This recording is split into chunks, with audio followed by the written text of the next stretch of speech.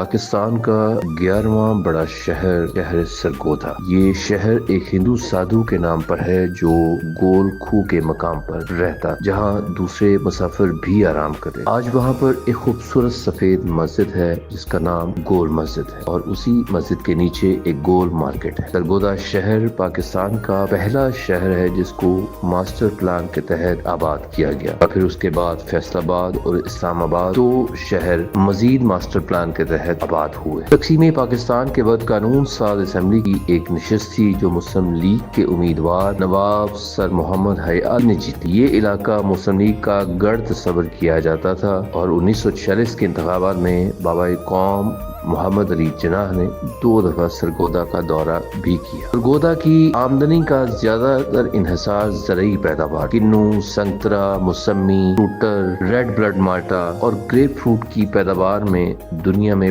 پہلے نمبر پر ہے۔ چاول کی پیداوار میں 11واں، جبکہ گنے کی پیداوار میں دنیا میں 8ویں نمبر پر۔ دیگر زرعی اجناس میں گندم، چنا، جو، باجرہ، مکئی، سبزیاں، امرود، جامن، آم بھی بکثرت اگائے جاتے ہیں۔ مچھلی فارم، بکریوں اور بھینسوں کے فارم کے علاوہ کبوتر اور موروں کی افزائش نسل کے لیے بھی الگ سے فارم موجود۔ اپنی زرعی پیداوار کی وجہ سے سرگودا کو کیلیفورنیا اور پاکستان بھی کہا جاتا ہے۔ پاکستانی کنو اپنے خاص ذائقے اور رس کی مقدار کی وجہ سے مشرق وسطی، روس، چین، انڈونیشیا، ملیشیا، بنگلہ دیش اور یورپ کے بعض ممالک میں بہت زیادہ پسند کیا جاتا ہے۔ تعلیمی میدان کی اگر بات کریں تو تعلیمی میدان میں ایک یونیورسٹی، ایک میڈیکل کالج، ایک لا کالج، ایک ٹیکنیکل انسٹیٹیوٹ اور عمومی تعلیم کے لیے 16 کالج، 5 کامرس کالج، ایک پی ایف کالج، 31 سے زائد پبلک کالج اور دار ارقم اسکول اینڈ کالج کا ہیڈ کوارٹر بھی سرگودا میں۔ اقوام متحدہ کی رپورٹ کے مطابق پاکستان میں شرح خواندگی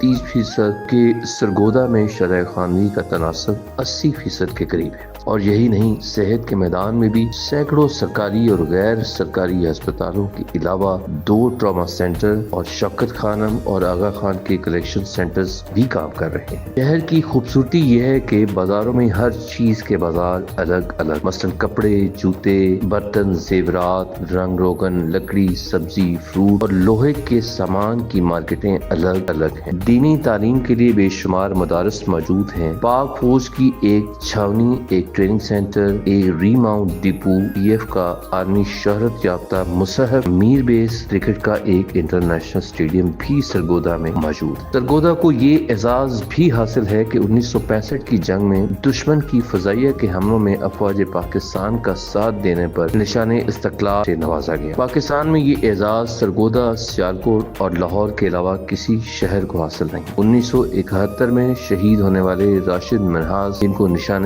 حیدر سے نوازا گیا، ان کا آبائی وطن بھی سرگودا ہے۔